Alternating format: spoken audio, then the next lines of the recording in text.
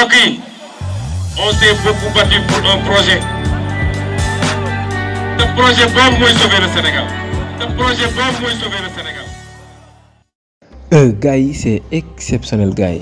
yi discours si de président Ousmane Sonko sama gars yi plan de redressement kàddu yi Ousmane Sonko yëkkati baaxee ko Diomaye Faye waaye baaxee ko bépp sénégalais ci réew mi bu ñu waxee nag plan de redressement bu ñu ko waxee mooy maanaam jubbanti am koom maanaam delloosiwaat li nga moom ci réew mi waaye itam liggéey réew mi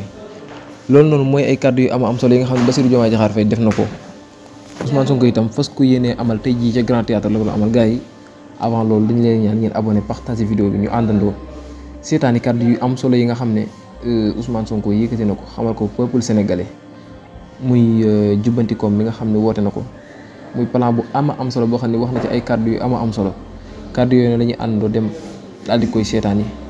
bu leen fàtte ngeen abonné ngeen partager ngeen like vidéo bi bu baax a baax mu gën a yaatu ay ci ñu àndandoo dem seetaani kàddu Ousmane Sonko bu ñu paree ngeen def seen njàngat ci commentaire yi. surtout mooy mënal sa bopp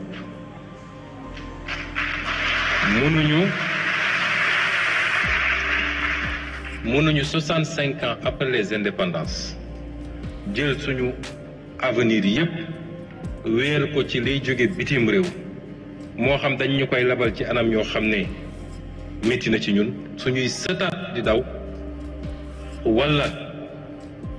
dañuy tàllal loxo di ñaan réew muy doxee noonu mooy réew moo xam ne optéwul pour le développement. man ngeen dégg ñu ne ñoom de lépp la ñu bëgg a taxé bu ngeen seetee li ñu def fexe nañu ba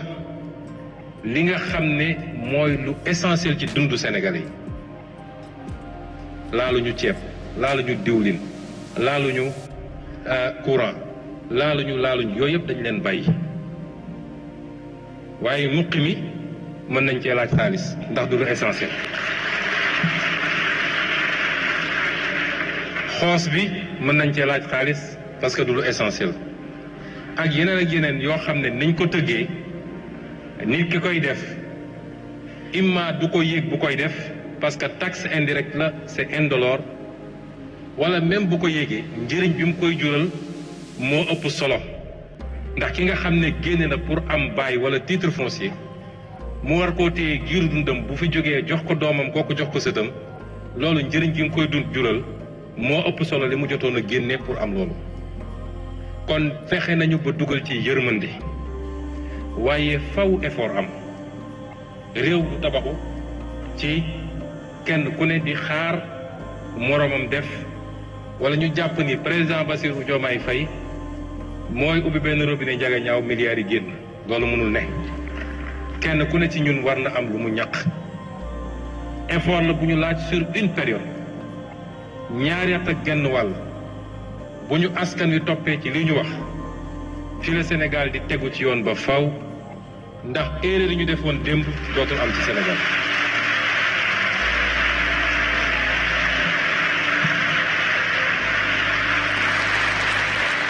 ma xam nag njàmbarte réewu Sénégal ak askanu Sénégal njàmbarte boobu ñu wane woon démb pour ne dañuy sauver suñu démocratie ak suñuy liberté mu jaraloon nit ñi bakkan ñàkk liggéey dem kaso loolu page boobu tourné nañ ko njàmbarte googu tey war nañ koo jublu nag ci tabax réew mi ci koom-koomu réew mi loolu la ñu laaj Sénégal yi waaye nag effort bi ñu leen di laaj donte def nañ ci yërmande bu bëri ñun ñëpp d'accord nañu dafa war am lu mu ànd ak ndax li ma leen njëkk a présenté ci situation réew mi mooy li ñu làq askan wi te lenn ci loolu ñu dugal ko fu mu warutoon a dugg du benn milliard du juróomi milliard est-ce que am na fii kenn ci salle bi koo xam ne bëgg na loolu ñu mel ni musul am daat koy suul mu jeex est-ce que am na kenn ci askan wi en tout cas gëm naa ni boo jëlee téeméer ci askan wi juróom-ñeent fukk yi la ñu bëgg mooy non seulement ñu leeral ko mais ku ci laale la yow kon